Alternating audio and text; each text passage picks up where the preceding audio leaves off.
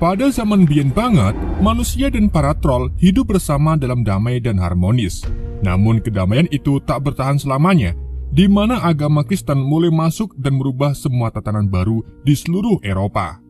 Seorang raja muda bernama Olaf the Holy kemudian ditugaskan untuk menyebarkan agama ini ke seluruh dunia. Ia dan pasukannya juga mulai membantai para troll yang dianggap ras ora pantes urip, dengan cara menyeret mereka ke bawah sinar matahari sehingga para troll berubah menjadi batu. Gak cuma itu, Olaf juga membunuh puluhan troll dengan pedang perak ajaibnya. Hal ini pun membuat para troll semakin takut pada kesucian agama Kristen. Dan ternyata itu hanyalah cerita dongeng dari ayah Nora Tideman sewaktu Nora masih kecil.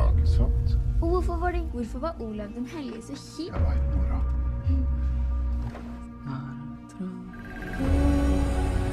Scene kemudian berpindah ke 30 tahun kemudian, tepatnya di Stenbudeland, Jotunheim, di mana seorang pria masuki sebuah rumah di tengah lembah bersalju. Tapi begitu masuk, ia secara tiba-tiba diserang oleh seorang wanita yang ternyata adalah Nora dewasa. Dan pria itu ternyata juga teman Nora bernama Enderas.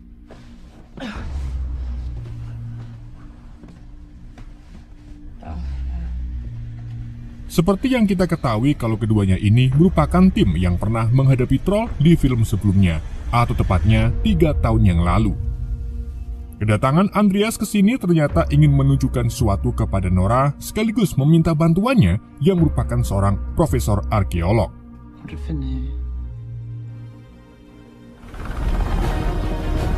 Andreas kemudian membawa Nora naik helikopter dan pergi ke fasilitas pembangkit listrik di Femrock, rujukan.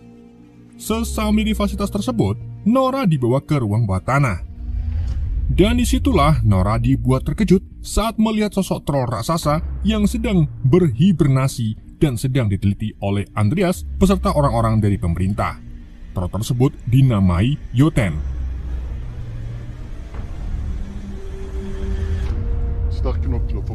Nora kemudian diperkenalkan dengan pemimpin proyek bernama Marion. Sayangnya, Marion kurang setuju dengan kehadiran Nora yang dianggap terlalu mengandalkan dongeng untuk meneliti troll tersebut. Meskipun begitu, Marion tak punya pilihan lain karena jika mereka tak ada kemajuan atau tak bisa membuat troll tersebut bangun, maka fasilitas ini akan ditutup oleh Perdana Menteri. Marion lalu mengungkapkan bahwa DNA troll ternyata sangat unik, di mana DNA mereka sangat mirip dengan pohon cemara dan tanah. Andreas kemudian membawa Nora ke ruang kontrol, di mana di sana Nora bertemu dengan temannya yaitu Sigrid yang kini sudah menikah dengan Andreas dan sedang hamil tua. Di ruangan itu juga terdapat pernyataan atau surat hukum kuno terhadap troll yang dibuat oleh Olaf dari tahun 1030. Namun sayangnya kertasnya ada yang hilang dan di situ Nora sedikit membaca sebuah kalimat yang mengungkap bahwa troll harus diusir dari tanah ini. Mengingat ada troll lain yang sudah mereka temukan, para peneliti pun yakin bahwa di negara ini masih ada banyak troll lain yang sedang bersembunyi.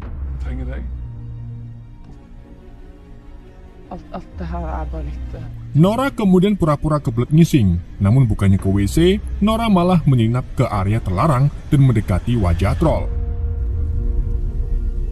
Ia lalu menyentuh troll tersebut sambil menyanyikan sebuah lagu tentang troll yang sering dinyanyikan oleh ayah dan ibunya sewaktu masih kecil. Setelah menyanyikan senandung tersebut, tiba-tiba detak jantung troll meningkat. Gak cuma itu, matanya juga melek, yang artinya Nora telah berhasil membangunkan Jotun dengan lagu tersebut. Melihat kebangkitan troll yang mulai menunjukkan keagresifannya, Profesor pun bersiap untuk menyalakan UV guna membunuhnya. Namun Marion yang sejak dulu memang menunggu momen ini malah dengan sengaja menumpahkan kopi ke saklar untuk mencegah penyalaan UV.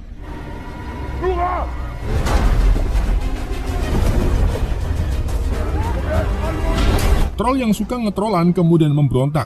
Hal itu membuat Nora yang berada di lift terlempar ke sana. Andreas kemudian segera menyelamatkan Nora. Sedangkan seorang profesor bernama Bagong mengambil sesuatu dari tabung kecil. Di saat itu juga, salah satu profesor mati terinjak oleh troll tersebut. yaitu si Yoten meloloskan diri dari fasilitas dan pergi menuju ke dunia luar. Menyadari situasi semakin genting, Nora, Andreas, Sigrid, dan Marion pergi ke pangkalan di mana di sana mereka bertemu dengan rekan lama Nora bernama Mayor Chris yang akan membawa mereka ke Perdana Menteri yang baru. Setibanya di sebuah ruangan, mereka bertemu dengan Perdana Menteri yang kini seorang pria. Dalam rapatnya, Perdana Menteri memintakan Mayor Chris untuk menghabisi troll, karena jika tak nak, maka troll tersebut akan menyebabkan kerusakan serta korban jiwa. Di situ Nora kurang setuju, sebab 3 tahun yang lalu, seekor troll yang tak bersalah mati karena keputusan pemerintah. Namun, sang Perdana Menteri menyalahkan Nora lagi atas kematian saudaranya 3 tahun lalu dalam kecelakaan helikopter yang berkaitan dengan troll sebelumnya.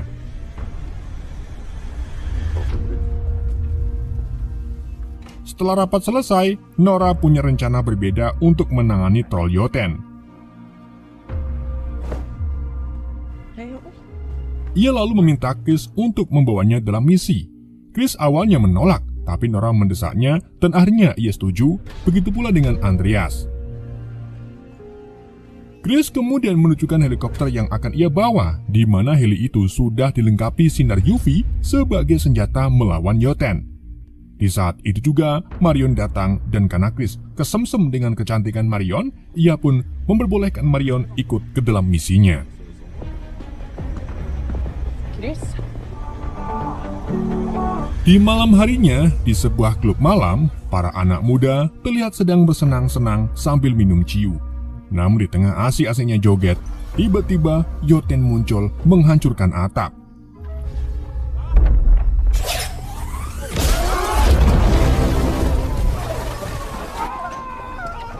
Bukannya pergi, para pemuda itu malah rekal-rekal di depan troll. Alhasil, troll itu pun mulai menyerang dengan memakan beberapa pemuda.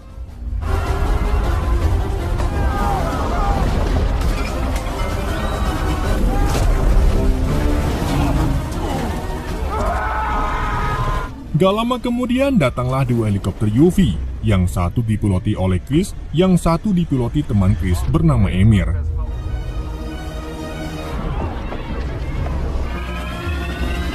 Keduanya kemudian mulai menyerang si Yoten dengan UV. Serangan itu berhasil melukai Yoten, namun Yoten tak tinggal diam. Ia mengambil tiang listrik dan melemparkan ke arah mereka, di mana serangan itu membuat helikopter Emir rusak dan jatuh, sehingga Emir pun tewas seketika. Melihat temannya tewas, Chris pun marah besar. Chris lalu bersiap untuk menyerang Yoten dengan rudal, tetapi Yoten kebelet ngising dan lebih memilih pergi meninggalkan lokasi kejadian. Setelah kejadian tersebut, mereka mendekati runtuhan heli, di mana Chris mengambil nickname Emir yang nantinya akan diberikan kepada keluarganya. Menyadari troll Yoten semakin ngetrolan, Nora pun punya ide, yaitu menemui sosok yang mungkin bisa berbicara dengan Yoten.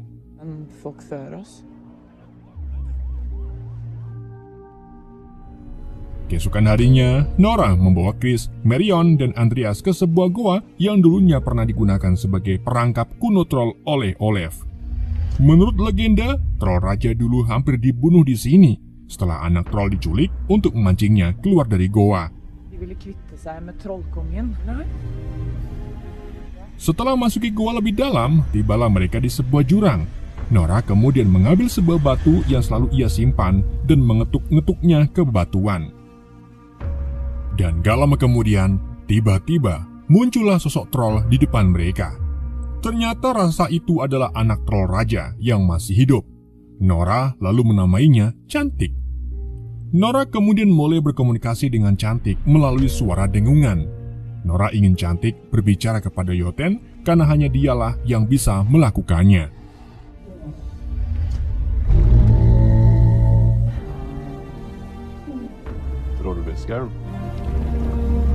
Singkat cerita, Nora dan cawan-cawan kemudian berada di daerah yang akan dilalui oleh Yoten. Begitu Yoten datang, si Cantik pun keluar dari persembunyiannya.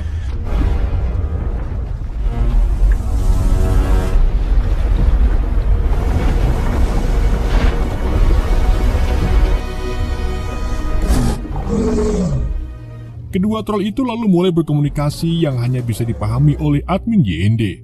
Dalam komunikasi itu, si Yoten menolak untuk berhenti membuat kehancuran. Ia juga dengan sengaja menginjak lapisan es sehingga lapisan itu mulai retak dan menjebloskan si cantik ke dasar danau. Sementara Nora berhasil diselamatkan oleh Chris. Mereka lalu segera terbang menjauh tepat sebelum si Yoten menangkap mereka.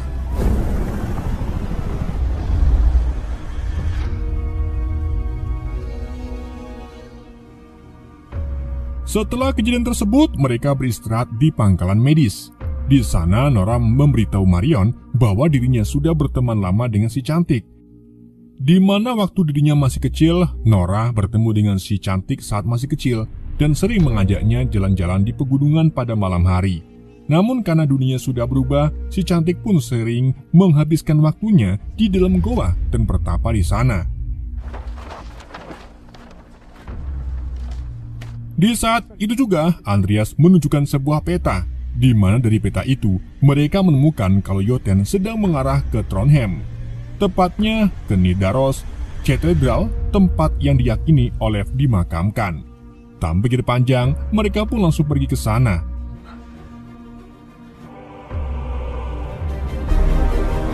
Sesampai di sana, mereka disambut penjaga katedral bernama Nenek.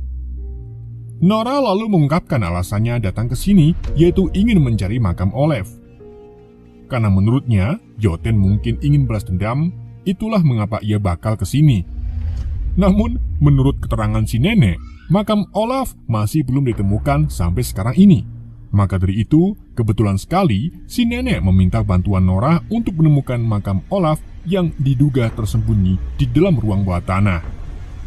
Sesampai di ruang bawah tanah, mereka menemukan sebuah lukisan Olaf di dinding. Karena tak ada jalan lagi, Nora pun mulai putus asa untuk menemukan makam Olaf. Namun di saat itu juga, Andreas tak sengaja menjatuhkan potongan dinding, di mana potongan itu tepat di luka perut Olaf. Si nenek kemudian ingat kalau Olaf terbunuh akibat 3 luka saat perang, yaitu di perut, dengkul, dan leher. Ia pun mencungkil potongan lukisan dinding tepat di 3 luka tersebut. Dan ketemulah 3 lubang kunci. Sebagai seorang arkeolog berpengalaman, Nora pun langsung tahu kalau kunci untuk membukanya adalah tongkat obor.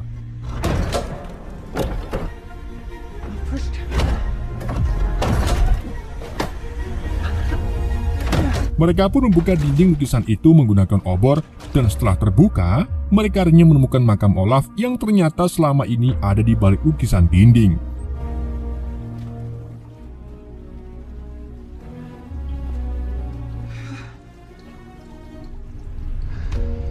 Mereka lalu membuka makam Olaf dan menemukan pedang perak yang digunakan Olaf membunuh troll.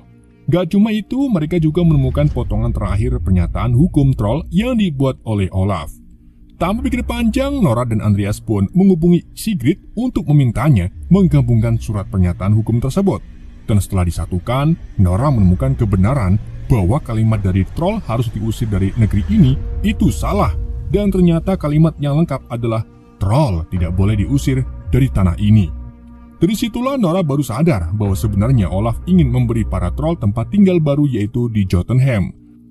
Namun sayangnya, Olaf dibunuh saat terjadi perang oleh pihak gereja karena beda pendapat tentang troll.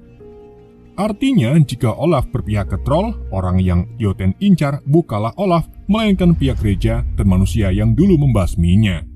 Setelah menyadari semua itu, Nora dan cawan-cawan pun mulai merencanakan cara untuk mengalahkan si Yoten. Dan melalui catatan yang dibuat oleh ayah Nora dulu, Nora menemukan bahwa kelemahan troll adalah air suci. Si nenek pun memberitahu kalau seminggu yang lalu dirinya baru saja menemukan sebuah sumur mata air suci sakral yang dulu dibuat oleh Olaf. Tak pikir panjang, mereka pun berencana menggunakan air tersebut untuk melawan Yoten. Litt mer vann enn den som er oppi den plaskeballen der.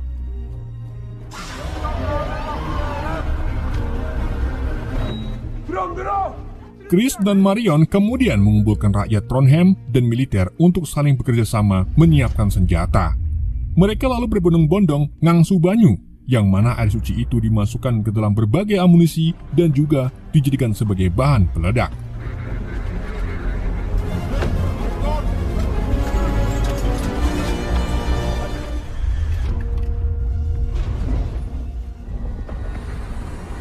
Singkat cerita, di malam harinya, Yoten akhirnya datang. Andreas dan si nenek yang berada di atas menara kemudian membunyikan lonceng untuk mengganggu pendengaran Yoten. Begitu Yoten menutupi kuping, Chris langsung memerintahkan pasukannya untuk menembaki Yoten dengan amunisi air suci. Serangan itu ternyata berhasil membuat kulit Yoten terbakar. Namun hal itu tak bertahan lama. Yoten kemudian melempar pohon ke menara untuk menghancurkan loncengnya. Setelah itu, ia mulai bergerak maju untuk menyerang para warga. Dan setelah Yoten melewati sungai, Chris langsung meledakkan bomnya, di mana ribuan liter air suci mulai membakar tubuh Yoten. Tetapi ternyata tetap saja keampuhan air suci tak bertahan lama di tubuh Yoten. Bersamaan dengan itu, terdengar suara raungan. Ternyata suara itu berasal dari si cantik yang datang untuk melawan Yoten. Dan terjadilah pertarungan antara si cantik dan tukang ngetrol. Sayangnya, si cantik yang belum membeli War Axe kewalahan dan berakhir dihajar habis-habisan oleh si Yoten. Sementara itu, Marian memberitahu Chris bahwa satu-satunya cara membunuh Yoten adalah memasukkan bom air suci langsung ke mulut Yoten. Tanpa pikir panjang, Chris dan Andreas pun mengambil satu-satunya galon air suci untuk diterbangkan ke atas Yoten. Sedangkan Nora dan Marion membantu si cantik dengan menembaki Yoten. Di tengah penerbangannya, detonator bom tak sengaja terjatuh dan rusak. Chris pun berkata bahwa bom di galon itu hanya bisa diledakkan dengan cara manual, yaitu menggunakan granat. Artinya seseorang harus melompat dan menarik pin tepat sebelum masuk ke mulut Yoten.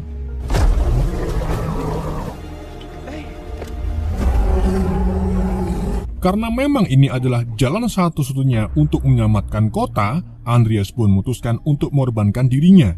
Tapi sebelum melakukan bundir, ia menelpon Sigrid dan mengucapkan selamat tinggal. Dan sebagai istri yang baik sekaligus gampang cari lagi, ia pun mengikhlaskan perbuatan Andreas.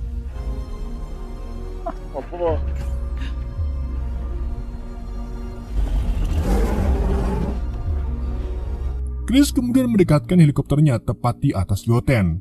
Ketika Yoten berteriak, Andreas langsung terjun sambil memeluk bom dan begitu masuk ke mulut Yoten, Andreas langsung menarik pin granatnya sehingga bom itu pun meledak di dalam tubuh Yoten.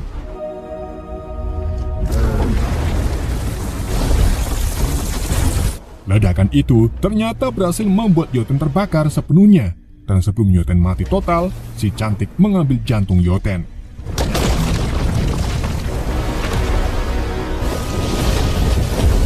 Setelah kejadian itu, si cantik kembali ke tempat persembunyiannya. Dan beberapa bulan kemudian, Sigrid akhirnya melahirkan bayinya berjenis laki-laki. Kehidupan Norwegia kini kembali berjalan normal. Begitu pula dengan Nora.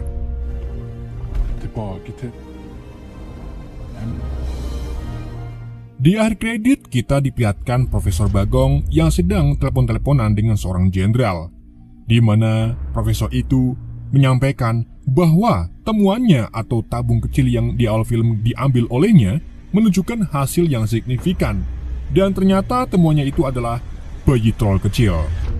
Dan film pun bersambung. Oke guys, itulah alur cerita film Troll 2. Semoga kalian terhibur dengan alur cerita yang saya bawakan. Mohon maaf jika ada kesalahan dalam penyampaiannya ataupun penyebutan nama. Sekian dari Yende, sampai jumpa di video berikutnya.